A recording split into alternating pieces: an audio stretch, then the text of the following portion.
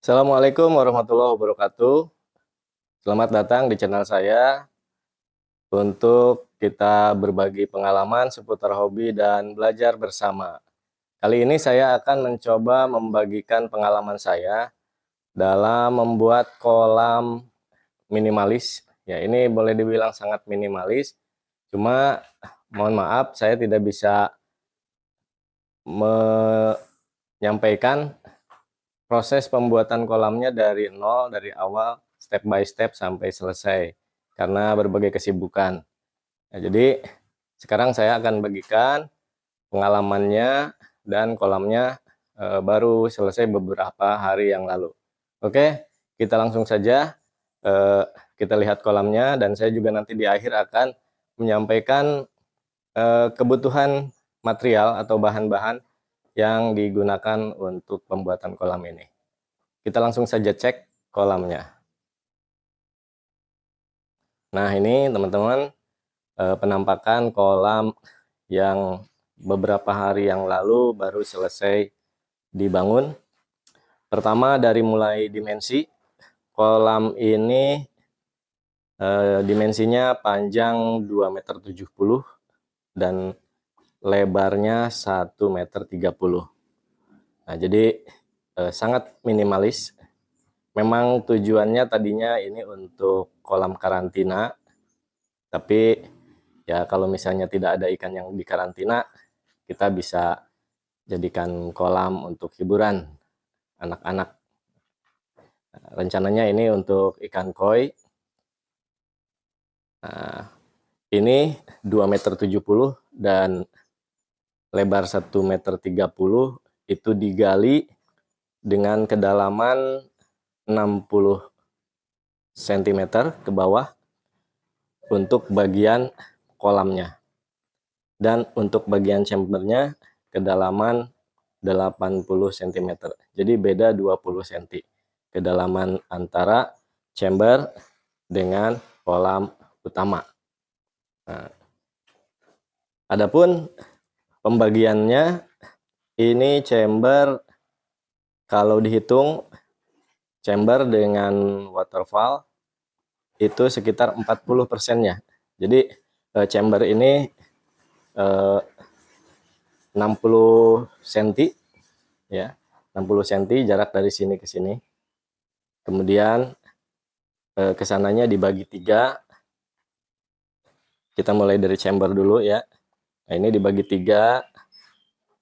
Ini dimensi 60 kali sekitar 37 cm. Kemudian ini juga sama 60, sekitar ini 35 cm, dan yang ini lebih sempit untuk chamber pompa nantinya. Jadi ini 60, kemudian waterfallnya dengan kedalaman 40 cm, dan kolam utamanya bersih setelah diukur, ini bersih ya, panjangnya 190 cm dan lebarnya 105 cm dengan kedalaman 1 meter.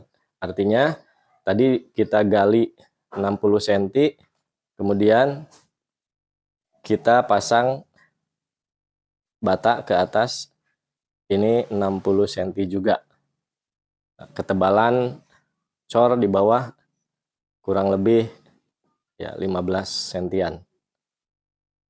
Kurang lebih 15 cm ya. Jadi ini kolam utama panjangnya 190, lebar 105, dan chambernya 60 kali 105. Ditambah waterfall itu 105 kali 30 isinya ya. Kemudian pertama kita gali tanah ke bawah sedalam 60 cm untuk chamber untuk kolam utama, dan untuk chamber 80 cm, dan kita pasang cor. Jadi alas sampai dengan ketinggian 60 cm. Jadi sampai dengan permukaan tanah ini, permukaan tanah ini kita cor ke bawah keliling kolam, dan ke atasnya kita pasang bata. Jadi tidak dicor sampai full sampai atas. Jadi cornya sampai permukaan tanah bagian atas. Jadi alas dicor, kemudian keliling juga dicor sampai sini dan sampai permukaan tanah. Dari permukaan tanah ke atas kita pasang bata dengan tembokan biasa. Itu untuk pekerjaan. Kemudian kita menggunakan bottom drain 3 inci, paralon atau pipa 3 inci masuk. Nah, ini di sini bottom drainnya masuk ke chamber 1 di sini dari samping masuknya. Kemudian menggunakan skimmer 1 inci, ke atasnya 2 inci masuk juga ke chamber 1 dari bagian samping. Kemudian dari chamber 1 kita menggunakan sistem naik turun. Jadi dari chamber 1 ini rencananya nanti akan menggunakan sikat brush. Di sini kita sudah pasang tatakan untuk sikat brush. Air dari sini masuk ke antara keramik ini, kemudian keluar dari bawah. Nah, di bawah ada tatakan lagi. Rencana kita akan pasang media di sini, jaring nelayan sama batu apung atau batu gombong atau yang sejenisnya. Kemudian dari chamber 2 ini air keluar dari atas ke sini, turun ke chamber kolam, chamber pompa. Dari chamber pompa, dari pompa masuk ke waterfall di sana. Nah, masuk ke waterfall, kemudian kembali ke kolam. Nah, kita menggunakan sistem filtrasinya seperti itu. Dan untuk pengurasan, ini di bagian bawah ada lubang, kita menggunakan pipa 1 inci. Dan nanti untuk pengurasan kita tinggal cabut ini dari chamber 1 dan ini dari chamber 2. Kita kuras menggunakan pompa keluar ke sini. Karena di sini tidak ada saluran pembuangan air itu lebih tinggi dari dasar kolam. Jadi kita gunakan sistem pengurasannya menggunakan pompa.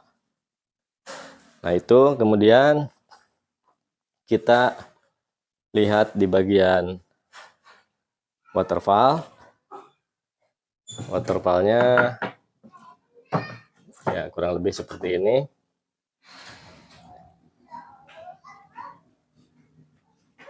Ini menggunakan kaca bekas kaca nako, panjangnya 40 cm. Dan untuk pengurasannya saya tidak sambungkan ke bagian chamber pompa, tapi untuk pengurasan saya buat lubang di sini. Ini pakai tutup dop, jadi tinggal sambung selang saja nantinya untuk pengurasan di bagian waterfall. Nah, selanjutnya sekarang kolam ini sudah mulai diisi air untuk tes kebocoran. Untuk tes kebocoran sekalian nanti kita akan bersihkan dinding-dindingnya, bagian lantainya, sampai dengan kolam ini betul-betul bisa digunakan. Nah, jadi mungkin itu pengalaman saya dalam membuat kolam minimalis yang sebetulnya ini tadinya untuk karantina ikan.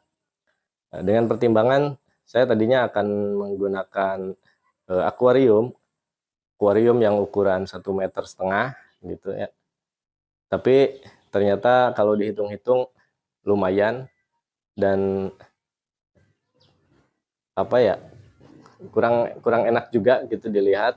Terus tidak bisa multifungsi, harus bikin raknya juga, akuariumnya juga berabe lah gitu kalau menurut saya.